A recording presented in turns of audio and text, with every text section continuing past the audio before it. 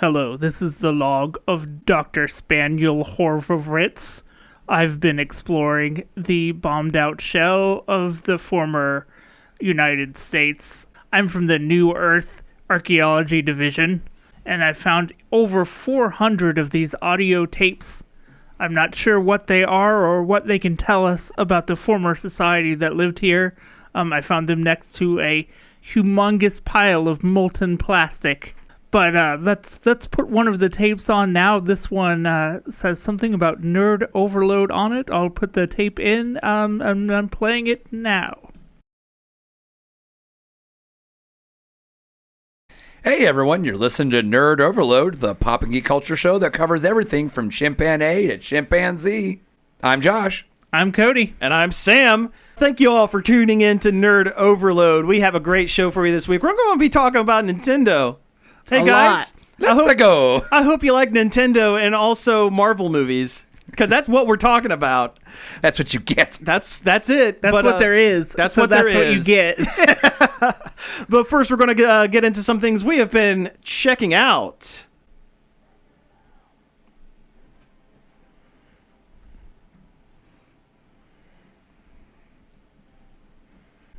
All right, and before we get into anything, I do want to go ahead and talk a little bit about Indiana Comic-Con. Let's go.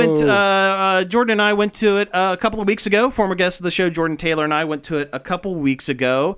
And I should say, we were brought out as press. I didn't go, but here's the press pass, as if I did. Yeah, for posterity. Added to the collection. But so, we were comped tickets, so keep that in mind. I do have a weird amount of convention passes that aren't non-standard convention passes. Same. I think I have more non-standard than standard ones. Man, I still remember getting those stupid paper ones and that they're in the little sleeve. In the sleeve? Oh yeah. But now we got these nice plastic ones. I still have my Mid-Ohio Con from Ooh, I think these, way longer than I thought. Than you'd like to admit. Mm-hmm. These press ones should come with a little slip of paper to put in your hat. I was just thinking that. I wish I had a fedora to put a little. That would be great.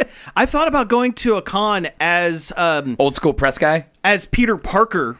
Oh, with the half-face Spider-Man mask and the spider sense thing you coming out the side. You could also just do Clark Kent. Yeah, I've also thought doing J. Jonah Jameson and only taking pictures of Spider-Man. That's a good one. Yeah, but would you be willing to shave your mustache into an unfortunate Austrian square? Well, maybe I'll be the MCU version. Yeah. Because he had the handlebar. The InfoWars-esque Jameson. You could run up to every Spider-Man. There you are, you menace. You menace, you tights-wearing pervert.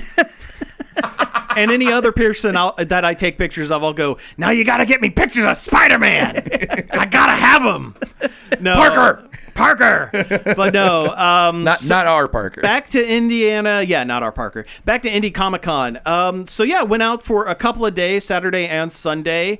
It was a great time. There were a lot of really cool guests, and it was packed both days. It was phenomenal. Now, I go out more to see people in cosplay.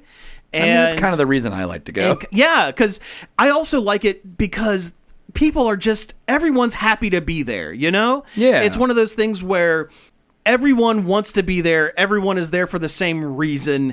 It's extreme positivity.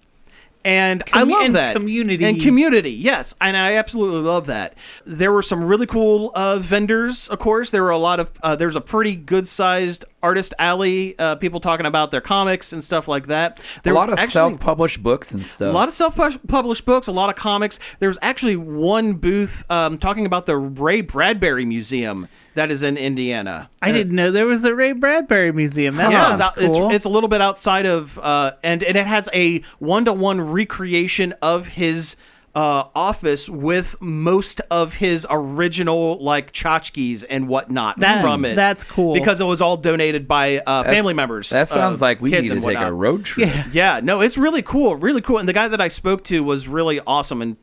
I've always liked Ray Bradbury. I remember in junior high they had us read Dandelion Wine, and everybody being like, "This is boring. I hate it," and I'm like, I don't know. I think this is pretty I good. think Jordan said that's her favorite. I always liked Fahrenheit 451 because I'm basic, but yeah, it's really cool. The con was great. Jordan and I went out in costume. I was in a fairly accurate Star-Lord cosplay, which was a lot of fun. I always said just one time I wanted to go all out with a cosplay, and this time I did, and it was a lot of fun. And also, so incredibly hot in that suit. I swear, I think I almost had heat stroke. You probably did. A little bit. You went from Star-Lord to Sweat-Lord. Yeah. Marvel Legends players exactly be like. It. Yeah. Someone actually took a video of me doing the Star-Lord catchphrase from Marvel Rivals. Which apparently he says legendary. I had no idea. Yeah. But I don't play Star-Lord in Marvel Rivals. Someone took a video saying that a friend of theirs was a Star-Lord main. So I had both my blasters up going, legendary! I don't know if that's the way he says it. I don't know, but the guy said it was cool. That's good. But yeah, I sweat through every article of clothing I had. And luckily, one of the booths was for Starry. And the delicious Living Lime beverage. Yes, that's not a sponsor of this show. No, not at all. But it's delicious, especially when you almost have heat stroke. And they were giving away free, almost like little shot glass size cups of Starry. And I think we hit that spot 6 or 7 times. They should just give you a whole can at that point. we were just walking around, and I'm delirious, and I'm going, "Hey, look, it's the Starry booth. Let's get some Starry, guys." I'll have a Star-Lord Starry. Man, a Starry Lord sounds real good right now. I'm gonna go into a sugar rush. It kept me going. But, I like a good Starry. Starry's really good. I like it. What was their old name? Sierra Mist. And Sierra Mist wasn't great. I wasn't a big fan of that. I liked Mellow Yellow. And then it went to... Mellow Yellow is Mountain Dew knockoff. Oh, right. Yeah, right. Mellow Yellow's still around. What am I thinking? It used to be something else, and then it went to Sierra Mist, and then it went to Starry. And I like Starry. They changed it just enough. They added just the right amount of sugar. But yeah, overall, the con was great. Anyone who gets a chance to go out there, it's really not that bad of a drive, especially from Central Ohio. Not. I've done it before. It's not bad. It wouldn't be. It's just about like going down to Cincinnati for CincyCon or anything like that. Except you don't have to be in Cincinnati. Well, that's you make a very valid point. Nobody will try to make you eat any weird chili. Oh yeah, the chili that's like on spaghetti. It's not chili. I don't care what anybody says. They're in Cincinnati and they're like, "What do you mean I have to eat this chili without any spaghetti?" Okay, so we're getting off topic of the con, but it's great. You should go to it. What do you guys think of when you think of chili? Meat, beans. Yeah. Meat and beans? And spice. Yeah. Yep. But is it a thick? Is it a thin? Yeah. I love a thick. hearty chili. Yep. See, growing up, ours was basically tomato soup with chili fixin' and spices, and it was really good. Huh. When I make chili, I make it thick. Yeah. I like double the meat, double the bean. I use like 2 or 3. You get that chili sludge going. Oh, I do, and I'm about it. And I will crush up my crackers. Oh yeah, no. So God, you're making me hungry for chili. Yeah, same, right? No, but no, ours was like tomato soup with beans and meat, and some chili spices and some other stuff in it. And yeah, you would crumble up the crackers, and we would put a little bit of shredded cheddar on top, and you mix it in. Sour cream. Little sour cream, little cheese. See, we never did sour cream on ours, but we did I like mine spicy, though. Oh, I do too. And I use the sour cream to kind of cut it a little bit. Oh, you're weak. I know. Welcome to 5 Alarm, the chili podcast. Hey, I would, if there were a chili cook-off within reasonable driving distance, I would go to a chili cook-off. Oh, yeah. I'm surprised they don't do one like on campus or something. Right. Like they do I barbecue. would totally pull the Homer Simpson with my own spoon. with the Guatemalan Insano pepper? Yeah, I would do it. Have myself a vision quest. Oh, well, people of the show know that I'm a spice fiend. I do love a good spice. I'm now thinking back to our habanero challenge and our chip challenge. I have thought very heavily about taking a video of us at B-Dubs doing the Blazin' Insano Wing Challenge. And, I mean, it would just be me. It would just be me. I would do it.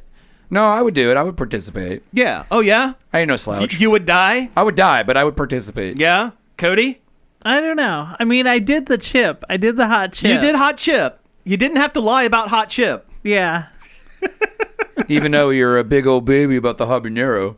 I had to go to work afterwards. You had to go to work. That's true. That's true. All right. Well, that's my check 'em out. That's what I've been doing for the most part. So what have you guys been doing? I'm going to change it a little up from last week because I did some other stuff. Well, that doesn't exist. So That's true. That's true. Just jump right into it so I can cut that. So I finished Lower Decks. Yeah. At least I'm pretty sure I finished Lower Decks. I don't think there's any more.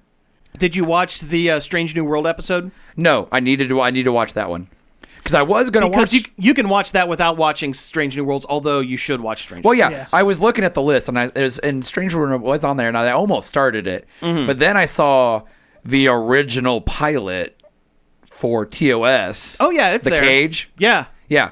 I watched it, and I forgot that it was like an hour long. Well, all the old Star Treks were an hour long. Yeah, or yeah. 44 minutes, whatever. And going back and watching that, and it's been a long time since I've watched that one, Mm-hmm. I forgot how kind of like rough. The original pilot that was turned into... It's not the Man Trap. No, it's just called The Cage. The Cage, that's right. It's a little dry.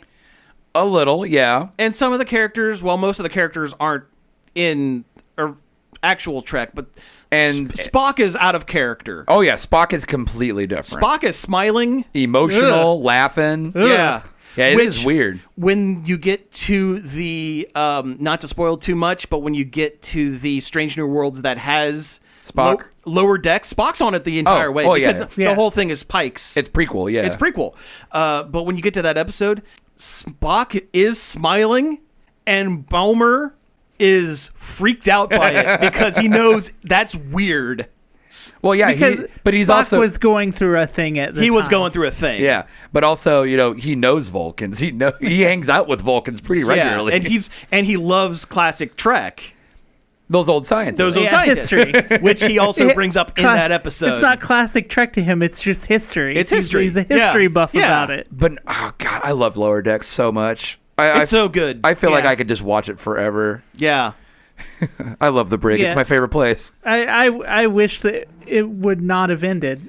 Yeah. But I'm also glad that it got to end well. Yeah. Yes. too. I would rather a show end On a good note. than peter out. Or go on so long you just wish it would die. Simpsons. It's been pretty decent. Oh, it has been. The last season was pretty decent. See, I haven't watched Simpsons in a while because there for a while it was not Oh yeah, it was especially terrible. good. I've heard the last couple seasons have actually picked up. Yeah, and they Yeah. have. I've Oh. I've watched my fair share of the last season. Yeah. There's a different showrunner now. It's a little. I almost said it's a little better, but that doesn't sell it very well.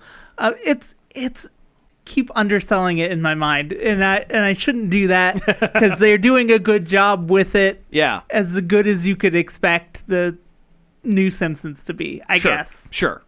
Anyway, getting back to the Cage, the pilot. Yes. And I know it's a product of its time and everything, but I kind of forgot how kind of misogynistic it is a little bit, like compared to other Trek stuff.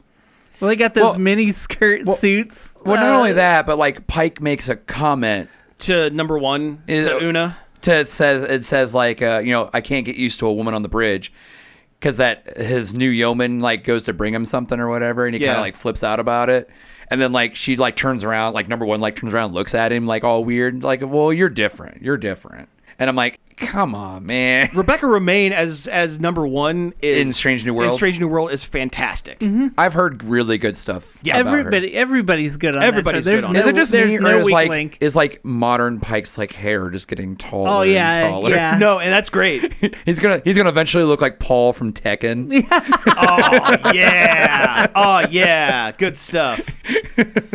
That the old Slim Jim mascot that had the Slim Jim head. Paul Ref. Yeah. Yeah, Polnareff. Polnareff, yeah. Yeah. Benamaru from I was gonna say Benimaru. from Fatal Fury. Yeah. Yo, why does the new not new King of Fighters? Why does the new Fatal Fury have a soccer man in it? That's ooh. Does Sam have an opinion? Sam has an opinion. So SNK is currently owned by the Saudis, and so is that soccer team. Oh, that's why. And I also don't like having a real person in your fantasy fighting game. In a fantasy fighting game. Also, look up the history of that particular soccer player. I can't remember his name. Cristiano something or other. Yeah. And go look up his Wikipedia. He's done some gnarly stuff. He should not be celebrated. Oh. I'm going to say that and not say allegedly because it's not alleged. You should not. Also, I think you can say someone should not be celebrated without a legal. That's pretty softball. It is, but hey, I'd rather be safe than sorry too. We don't want. I don't want any more legal barrels aimed at us. Slander or libel or whatever. Yeah. Whatever it's called, whichever one it is. Yeah. Oh, I bought the Metal Gear collection because it was on sale. Oh, cool. And I went back and I started the original Metal Gear PC game. Oh, yeah, the PC Engine one. That is a hard game. Yeah, it is. It is surprisingly difficult for a game that old. Yeah. Sure. It's obtuse. There's a lot of things that you don't really...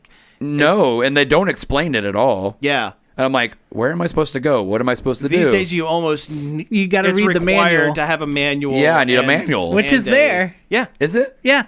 Okay. It's one of the several executable, like, did you get it on PC or? It's on my PlayStation. Okay, on PlayStation. Did it come as like 4 different programs? Yeah. Yeah, that's what it did for me too. Oh, weird. One of those has a bunch of extra stuff in it and probably has a manual. I saw that, and I had to look up how to answer my codec. I was like, it kept going off, and I'm like, I don't know how to answer this. What button do I press? I'm like hitting like all the buttons on my controller, except for my stupid middle touchpad. I hate that about the PlayStation, that touchpad button. Oh, yeah. And then they changed the select button to the share button that nobody uses for anything. Yeah, I hate that share button. Yeah. And I accidentally hit it all the time, and I'm like, ugh. So not gameplay wise, or level layout wise, but story wise, all of his games are pretty similar. Or at least the first couple of the Metal Gear Solid and Metal Gear 1 are kind of similar. Yeah. Yeah, iterations on the same theme. Sneak into facility against a paramilitary organization that has a secret weapon. Yeah. Yeah, I would say that if Metal Gear Solid didn't directly reference those old Metal Gears, that's a good point. Yeah. Oh, yeah. The ninja, Donald Miller. Oh, and Gray Fox, yeah. Yeah, is Frank Yeager. Yeah. Hurt me, Snake. Spoilers. Hurt me. Yeah, spoilers for a game that's like... For a 30 game. Have you played Solid yet? Oh, the second one? No, like Metal Gear Solid. Oh, yeah. The first 3D one. I mean, like, recently. Oh, no. I don't like it as much as it used to be my favorite Metal Gear. Yeah. It is not my favorite Metal Gear anymore. It used to be one of my favorite games. I played that game so many times. I got the tuxedo and the headband and the cloak.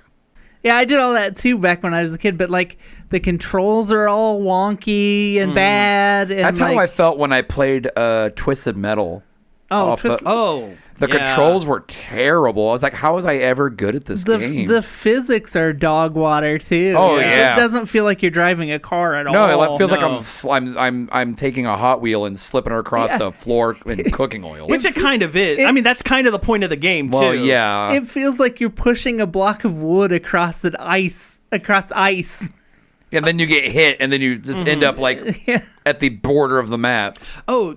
Have you guys seen the teaser trailer for season 2 of Twisted Metal? No, I didn't. I'm hearing good stuff. I'm hearing good stuff. They're introducing the characters from the game. It's actually the tournament. Nice. Yeah, I heard there's like a teaser for Axel. There is a teaser for Axel. It's a guy shoving his arm into a giant wheel spoke. Like a cybernetic thing. Yeah. Yeah, he's not like permanently grafted like in the game, but that's how he drives his thing, is by shoving his arms into the thing. He needs to be permanent, because that was his whole driving force. I thought that was only Twisted intended. Metal Black where he was grafted into it. It could have been. I remember reading in the character blurb for, I think, 2. Oh. Where he was like, that was his wish from Calypso was... get out. To get out. Because he did not want to be this permanent wheel weapon man. The first season of that Twisted Metal show is actually very, very good. Yeah, it's pretty good. I've been meaning to... Is that on Peacock? Yeah, unfortunately. Well, it's other places too. Yeah, you have to find a way. Yeah. Life finds a way. Life finds a way. Because Because ain't nobody got Peacock right that I know of. Well, I mean, we used to, because that's how I was watching Quantum Leap. Oh, yeah. Show's great. I never did watch the sequel series. It's fine. I do like that it tied into the original and that the plot was we need to find Dr. Sam Beckett. He's lost and we've lost track of him and we got to get him. But it's fine. Scott Bakula. Yep. Those later seasons got really weird. Especially when he started being like real people. Oh, yeah. Well, that was always kind of a thing. No, I meant like historically real people. And that was always kind of a thing. To some extent. They tied in, like, he would run into people that were alluded to being real people. Yeah. There was an episode where he runs into a young boy and inadvertently introduces the idea of being a writer into his brain.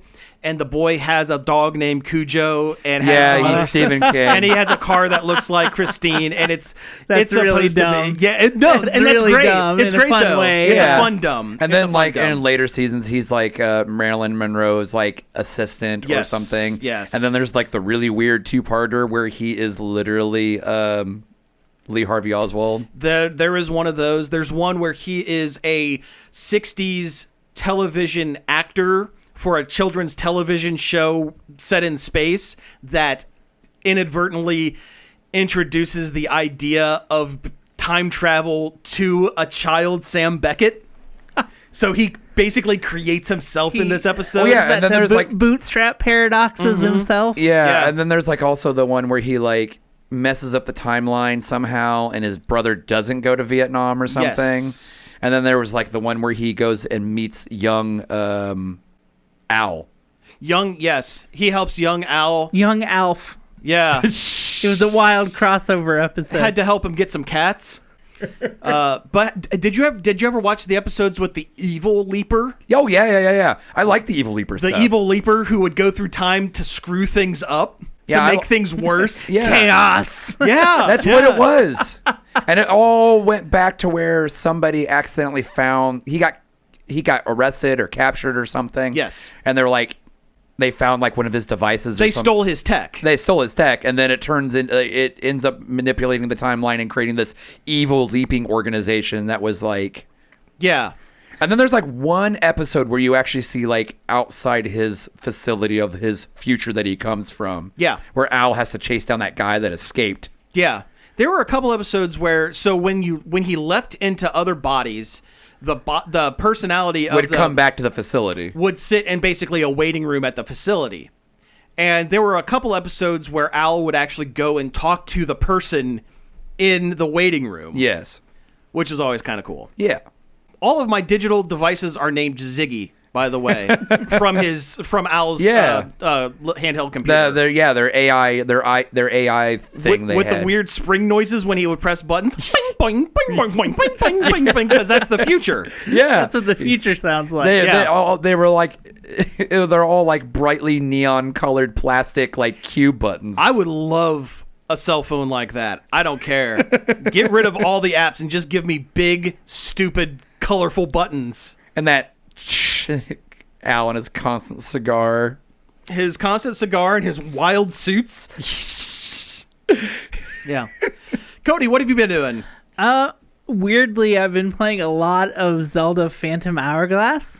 The DS one. That's a good game. That's a good game. Yeah. It is really good. I think it gets unfairly maligned for its touchscreen controls. Oh. Which meet it where it's at. It's a game on a touchscreen system, you know. That's the gimmick. Yeah, enjoy the gimmick because I think it works really well. I've never had control issues the whole time. Yeah. And it has some of the best puzzles in the entire like Zelda franchise. Oh, yeah. Because it has literal like real puzzles you have to write stuff down for. Right, yeah. Because they put in the fact that you have a stylus to write things down is a major mechanic of the game. So you put little notes in. Yeah. Yeah. Or it'll have you like draw lines and say where these two lines cross, there's something there to get, or you know, something like that. Yeah.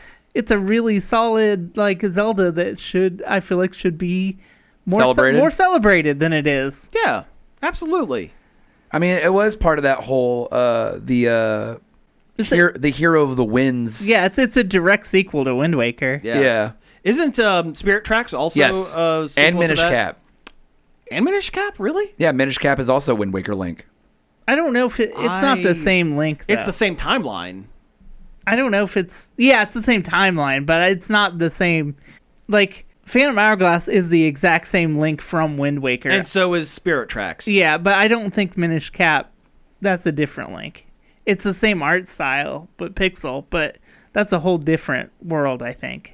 The timeline's weird. I know, but Zelda doesn't make sense. It doesn't matter. It doesn't None matter. of this matters. They act like the timeline is the thing, but they don't think about it when they make the game. No. It's an afterthought. It is absolutely you might get like a reference or a little tongue-in-cheek. But and then you get things that directly contradict each other. Exactly. And then they say it was in the bad timeline. Yeah, there's the bad timeline. Where he lost. Yeah, there's the bad timeline. And then like the Breath of the Wild 2 games are just like their own nowhere. thing. It's like it's kind of all of it. Yeah, it is kind of all of it because there are slight references. I always figured it was a parallel. It's not in the timeline. It's a parallel universe where versions of it all kind of happened, but not directly from the games. Like there was a Majora's Mask, but there wasn't a Termina. Yeah, there wasn't a Majora's Mask game. It was just this thing does exist. Or this is a story that exists within this world. Yes, type of thing. That sort of thing. That's the way I always figured it because it's so different from all of the other.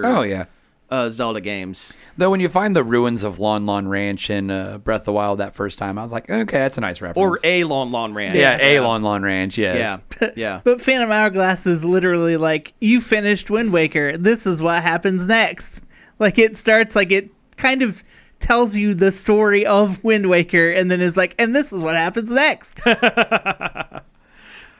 Which you don't get a lot in Zelda games. There's not a lot of direct sequels. I mean, Majora's Mask technically is, but I don't think it really matters. It's technically, but not. It's the same Link, but it's a completely different thing. But also, Ocarina of Time just kind of is what really messes everything Yeah, that's up. what breaks the timeline. It does. Time break. He either wins or loses. He either has a childhood or doesn't. I don't. It's Zelda. It's all weird. Zelda. And then the Great Ape War occurs.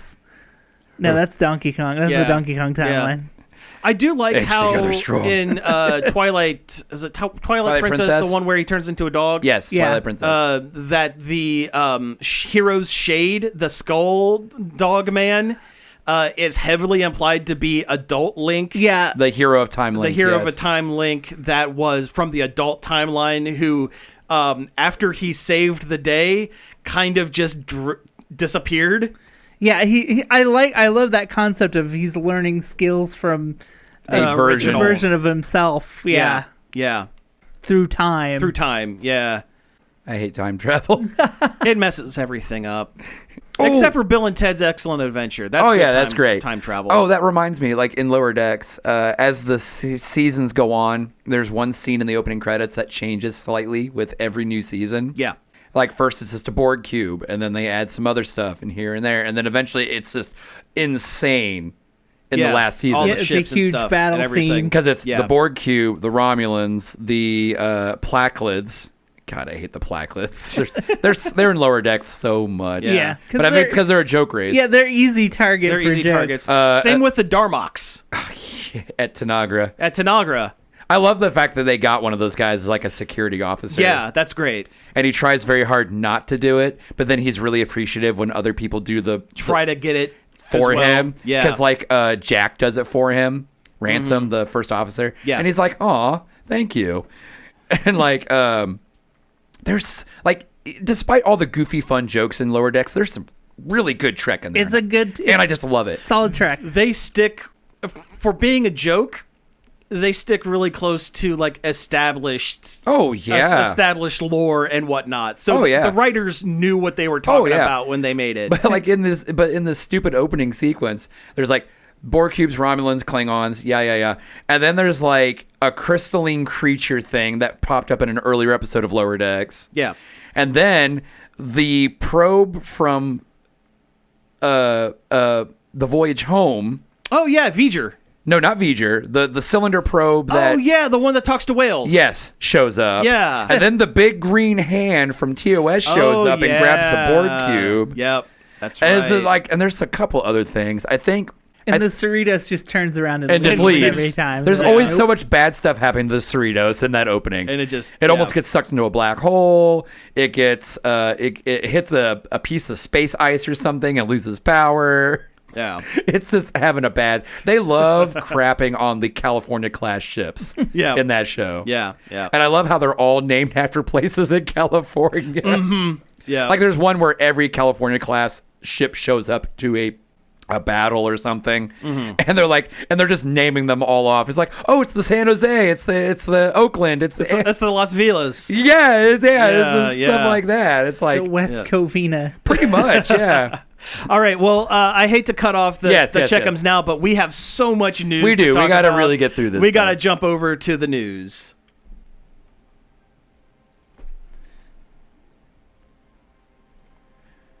Yeah. Let's talk about in. some news. Yes. All I can think about is thawing out the chili I have in my freezer. Hey, you should. After this is over, you should do it. Yeah, I'm thinking about getting a crock pot and making some tomato soup chili. I don't know. I might go to Wendy's and get some chili. There you go. It's been a while since that I had would Wendy's. be much easier. Yeah, it's been a while hamburger shavings chili. Yeah. Hey, that's fine. No, I have a freezer. That's basically piece how waiting. I make it. I have a freezer piece of waiting for me. That's it. You can tell that we're all hungry when we talk about food. I know. Show. But we're always hungry when we're doing the show. Anyway, let's get into the Nintendo Direct. There was a Nintendo Direct yesterday, or at recording yesterday, a couple days ago when you're hearing this. Totally out of nowhere. Just one day, they're like, tomorrow there's going to be one, before the big one we're doing. Yeah, and a week from now. And the weirdest thing was it's all Switch 1 stuff. Yeah. I thought that the Switch 1 was done. I mean, with the way the Switch 2 is going to be, these are all going to be playable on the Switch 2. Yeah. Yes. So we're going to go through and run down all the games. We might not talk about all the games. We might hit some highlights. And I wrote a lot of... almost you wrote all of them. You wrote everything. But we can kind of bounce around a little bit. The big one was Metroid Prime 4. Yeah. Finally. We're finally seeing some of it. And not just pre-rendered cutscenes. Yeah, there was actual gameplay in this one. Yeah. It looks like a Metroid Prime, but they're giving Samus psychic powers, which I have feelings about. I don't know. Yeah. I mean, you are the Metroid man. It's true. It just seems like a weird direction to go. It may be unnecessary. Another excuse to give Samus another ability. Yeah. Yeah. But it could have been an implant or a power up or something. It seems like any kind of psychic thing she's doing could have been explained as magnetic abilities. Yeah, her suit has a giant magneto magnet inside it, basically. Yeah, psychic powers is a big door to open, narratively. Yeah. I don't know if that was necessary for the franchise. There is a very small part of me that makes this feel like it's a Dinosaur Planet Star Fox Adventure situation where they had the gem of an idea for a different game and decided part way or early in development going, boy, this could probably just be a Metroid. You know what? Now that I'm thinking about it, because you just voiced it out loud, Nintendo has a habit of this. They do. Well, because they come up with the game ideas before they come up with what franchise they're gonna. Yeah, Mario 2. Yeah. Yes. And then we had Star Fox Adventure. Although Doki Doki Panic was designed partially with Mario in mind. Yeah. They going into it, they kind of knew they were going to. Well, they were prototyping ideas with a Mario that also goes up, and that's how it kind of ended up. Being. Yeah. Let's see, Star Fox Adventures, and now this. There's probably more that I'm forgetting.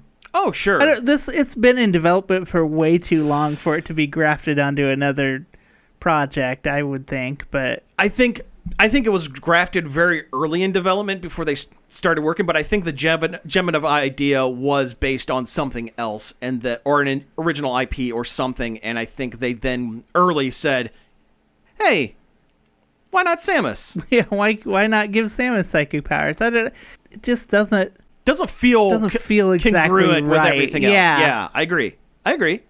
I mean, I'm sure it'll be a cool mechanic once the game is out. But yeah, it'll be another tool for a puzzle. Thematically, it doesn't feel right. And, like, is it going to be a lasting thing? Is Samus going to be a psychic now? Like, what does that mean? You know what? The fusion suit only lasted for a game or two. Like, she was part Metroid there for a while, and that didn't last. I don't remember if she still is or not. I don't know. Who knows? The only thing that's really lasted is that she has some Chozo DNA, which is why she can use the suit. Yeah. That's the only thing. And I still think that the monsters they show in the trailer or the gameplay or whatever, still look like biological versions of the stupid robots from Dread. Yeah. I forget what they were called. The ones that can kill you almost instantly. Yeah. Why does my brain say biot? That's from something else. No, that's not it. Yeah. It was like an anagram. Yeah. Well, whatever it was. Yeah. Anyway, let's talk about some other games. Why don't you guys pick some stuff off the list and we'll ramble about them. It was a hot Nintendo Direct for C-tier Nintendo franchises that you wouldn't expect to get additional games. Yeah. Let's talk about the one I'm excited for, Tomodatchi Life. Yeah. They're doing another one of those. I thought Tomodachi Life was going to be a one and done, or if they did another one, it wouldn't leave Japan. Yeah, because the first couple never left Japan. Yeah. The only one we really got was the one on the 3DS, right? Yeah. Yeah. But this is the first one done, mainline one done in 10 years. I'm not counting Miitomo, which was a phone app, which I enjoyed immensely. It was a great way for Nintendo to collect market data. Well, sure. Accurate. Yeah, it was. It was a cute way for Nintendo to collect market data. Yeah. Which is fine. Yeah. Yeah, that's fine. I mean, it was fun. It had its cute features, and it was neat to see what other people would put in it. Yeah. Yeah. But also, Nintendo doesn't do anything with Miis anymore. So yeah, but this game is about me, so it's weird to see them go to that well. Yeah. After kind of ignoring it for so long. You know, it's one of those things where, okay, so Smash Brothers Ultimate had the Mii fighters, and then you didn't hear about them forever. They almost seemed like they were an afterthought in the Switch system itself. Like, yeah, it does, because there's no Mii channel or anything like that. You have to go through a number of other system, whatevers to get to it. But then they had Miitopia.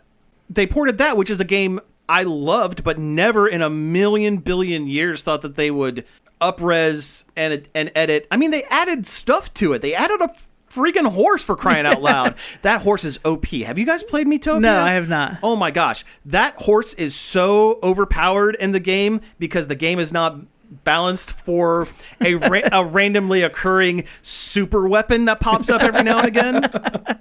I hope the Switch 2 has Street Pass. It made me think of that. That was such a good feature that the 3DS had. Oh yeah, I love Street Pass. I used to take my Switch or my DS everywhere. I kind of wish, and this would get into some weird security stuff, and I understand why they never did it. But if Nintendo loves making superfluous apps, and we're going to get to that an app that is dumb in a little bit.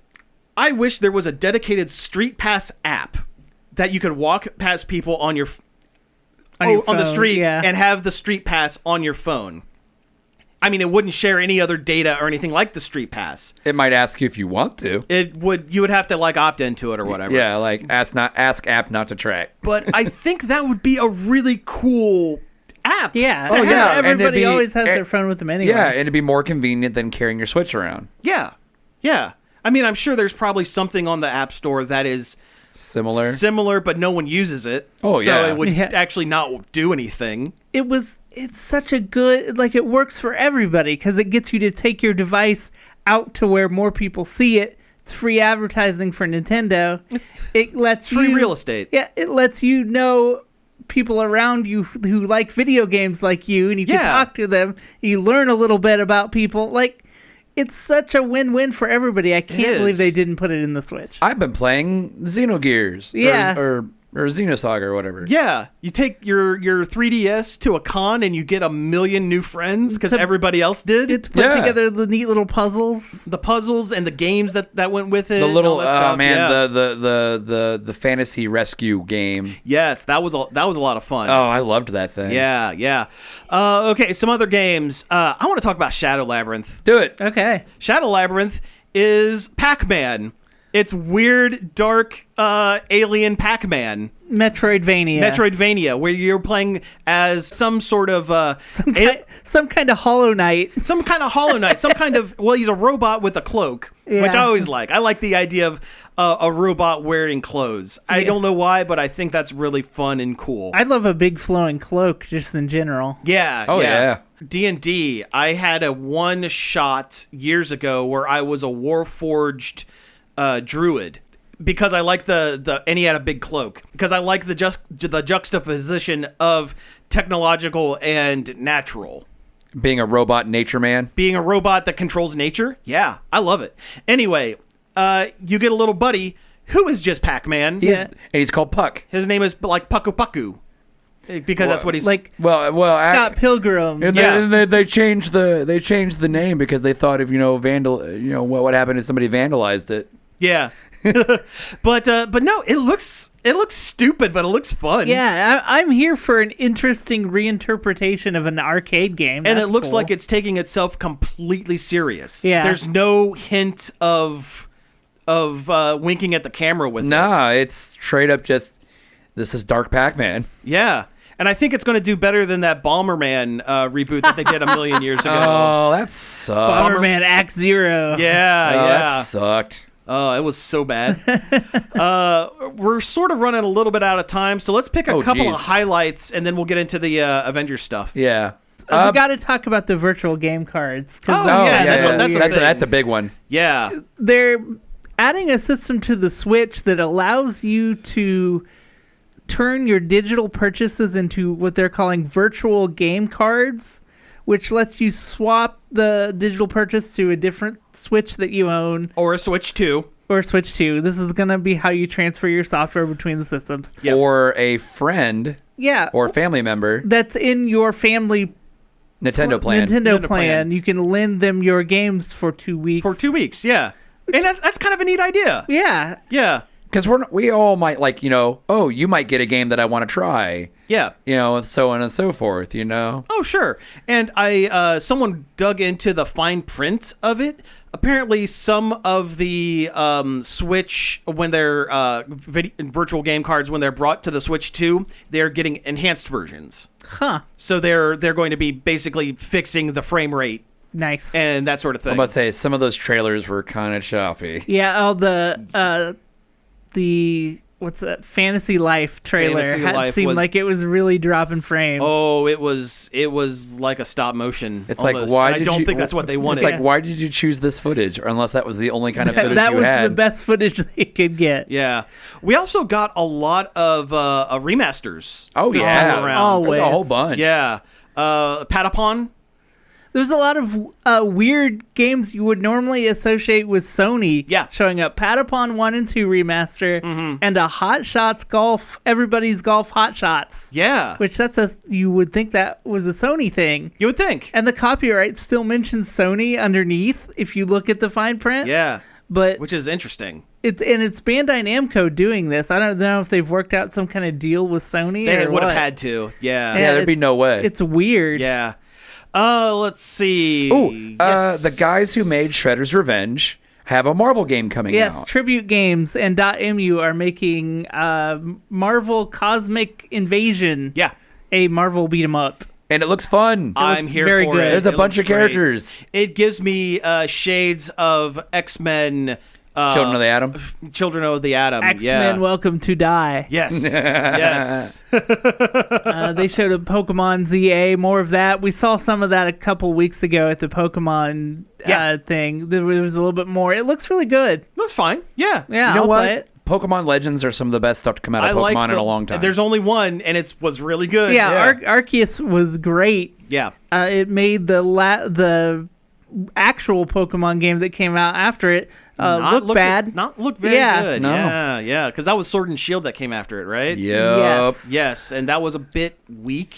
The world was A bit great. weak. The story was kind of meh. Or was it Scarlet Violet that came out after it? No, it wasn't. No. It was Sword and Violet, 'cause Shield. That's the It was most Sword- recent. It was Sword and Shield. It was Sword and Shield. Yeah, because everyone went Cockney for this one. Yeah, For yeah. that one, because it was Britain. Yeah. Or I guess more like... it was kind of an amalgam of like, Great Britain. It was Scottish. Scotland, Ireland, Irish, that sort of thing. Well, the new one takes place in one city, and... It's Paris. It's Paris. Yeah. And there's different like parks that you go in to catch the Pokemon, I guess. And that's fine. I'm cool with it. But it's fully real-time battles, which they've never done before, and it looks interesting. It looks very interesting, yeah. And they were kind of getting close to that with Scarlet and Violet, because you could, instead of doing a full-blown battle, you could throw your first Pokemon out, and it would, like, auto-battle. Yeah. Based on basically just looking at the stats and going, okay, will this win stat-wise? Okay. So, but this looks a little more in-depth, and that's cool. That's cool. The last thing I want to bring up with it, I mean, there was a bunch of other stuff, and we could spend the next hour talking about that, but we can't. They have a new app called Nintendo Today. That is a great new way for Nintendo to advertise at you daily. Daily, yes. And they've already had some exclusive stuff pop up because they announced the Legends of Zelda movie. Too soon. That no one wants. Yeah. Yeah, I don't want a live action. Some people Zelda. want. I don't want to. I don't want to. Will I see this? Probably. Because, oh yeah, 100%. The tattoo on my back demands that I have to see it. That's true. That's true. But it's such a bad. It's not going to be good. Probably not. No. If Link talks, I'm going to be mad. One thing I said when I was live streaming, and I live streamed the direct, and you can find the VOD up on our YouTube channel. I said I would rather see Zelda as a 6-episode or 8-episode miniseries of 45-minute episodes, because Link needs to be silent. He needs to be a silent protagonist. I don't want to hear Link talk other than yeah. And that would work better in a limited series. That way you could also have sections devoted to the Zora, to the Gorons, to the different sections of Hyrule and surrounding areas, instead of trying to cram it all into one 2.5 to 3 hour movie. I just don't think it needs to be in a different form other than video games. That's the other thing. I don't think it does either, but if it's going to, if it must be something other than a video game, I would have rather seen it as a limited series instead of animated. It can be done live action. I'm not worried about that as much. I am concerned that they're going to stunt cast it in the same way they did the Mario movie, which means Tom Holland is It's going to be Tom Holland or Timothée Chalamet. It's going to be a young ingenue as Link and Zelda, and it's going to be they're going to get on. Well, they can't get Anya Taylor-Joy as Zelda. Hunter Schafer. It's going to be Hunter. Zelda. Yeah. It's going to be someone. Yeah, Millie Bobby Brown. Millie Bobby Brown. Millie Bobby Brown. Yes. That's an old Whitney Houston reference I just made. Anyway, let's talk about the Avengers stuff real quick.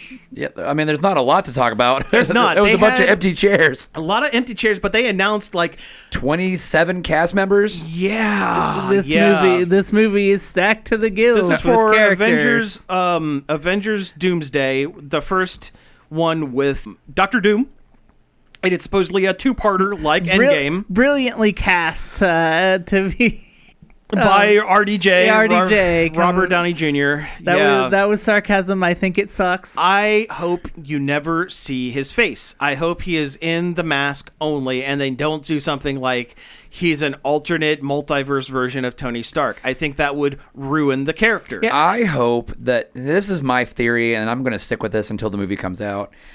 My theory is he will be a Doombot wearing Tony Stark's face to mess with people, and then the end credit will be revealing the real Doom. That's actually not a bad idea. That I do actually like that. Yeah, if it's fake, if it's fake that it's fake RDJ, Tony? yeah. Oh, Tony Stark, I thought you were dead. I was.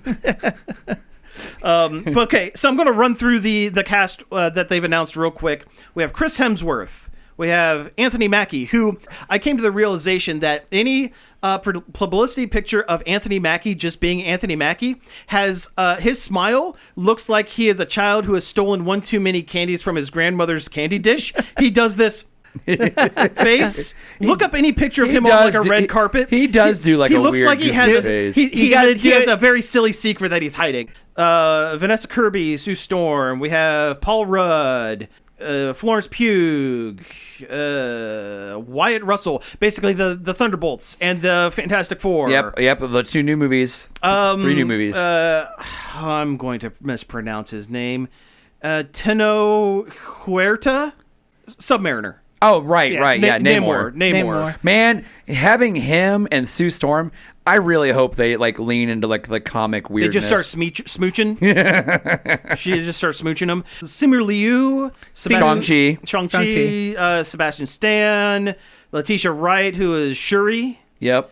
We have Eben Moss Bacharach, Ben Grimm, Kelsey Grammer. Oh, good lord. Kelsey Grammer's back as Hank McCoy as the Beast. A bunch of Fox X-Men characters. But he's all CG, and he looks like Beast from the comics, and that's kind of awesome. Yeah, I'm about it.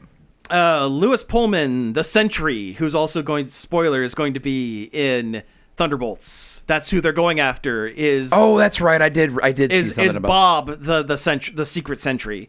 We have Danny Ramirez, who is Falcon. The new Falcon from Brave New World. Joseph Quinn, Johnny Storm, David Harbour, the Red Guardian. Red Guardian. One of my favorite characters from the new crop of MCU movies. I mean, he's Soviet Captain America, and he's a goofball. And he's awesome. Yeah. He's great. Winston Duke, M'Baku. Hey, he's one of my favorite supporting characters from the Black Panther. Very good. He's cool. Hannah John Common, Ghost. Oh yeah, from that. Is that Ant-Man? I was Ant-Man 2. Ant-Man and the Wasp. Yeah, Ant-Man 2. Yep. The Wasp not on this list. I don't think. My phone no, I didn't see her. Which is weird. Freaked out. That they would have Ant-Man and not the Wasp. They might. Well, no, she's retired from acting. Oh, well, that's why she's not there. She full on retired. Tom Hiddleston, Loki's back. Yeah, somehow he'll get pulled away from the divine timeline tree thing. Yep. Patrick Stewart, probably for the last time being Professor X. Yeah. More than likely. Not because he's... I'm not saying because he's elderly, because I'm saying I think the X-Men Fox timeline is going to get obliterated by Doctor Doom, and that's how they're going to eventually merge all the timelines into one, and why they're going to recast everyone, because it's technically a different universe. That's my guess. Yeah. Ian McKellen as old Magneto. Yeah. Alan Cumming as Nightcrawler. He's coming back. Enough. Yeah. 30 years later, he's coming back. I guarantee he's going to be CGI, because there's no way he's going to do that makeup put again. That makeup on again. No. Rebecca Romijn as Mystique. Yep, the original Mystique's coming back. Yeah. Well, they could have went the Jennifer Lawrence route. She's not going to do it again. That's true. James Marsden Cyclops. The Sonic Man himself. Yeah, the Sonic's Man. dad. Sonic's dad. Hey, have you seen the memes where it has him and Sonic sitting on the boat and he's pointing and he's and Jean Grey killed me right over there. Yeah. We're going to have to tell somebody. It's Channing Tatum as Gambit. You know what? I'm so surprised that they're carrying through. When I saw, it's because everyone loved him in Deadpool. Well, when I first saw that, I thought it was a joke. Yeah. But I love it. I wonder if he's going to ham it up the same way as he did in Deadpool, or if they're going to tone it down at all. I friggin' hope so. I hope it's the same. We got Pedro Pascal. Yep, all the Fantastic Four characters. Robert Downey Jr. Yep, we knew that one. That's all this list has, unless my phone is freaked out again. I'm done looking at it. They said that, this was a big announcement, but there is going to be more. This movie is going to be 3 hours long. And it's going to only tell half a story. Exactly. Yeah, I'm so tired of 3-hour-long movies. Movies should be an hour and a half. Yeah, it's hour and a half, 2 hours maybe. That is why I skipped a lot of movies that have come out in the last few years, because they were so long. That's why I haven't watched the second Dune. Yeah. I haven't watched Wicked. Mm-hmm. Remember when I finally sat down and watched Dungeons and Dragons: Honor Among Thieves.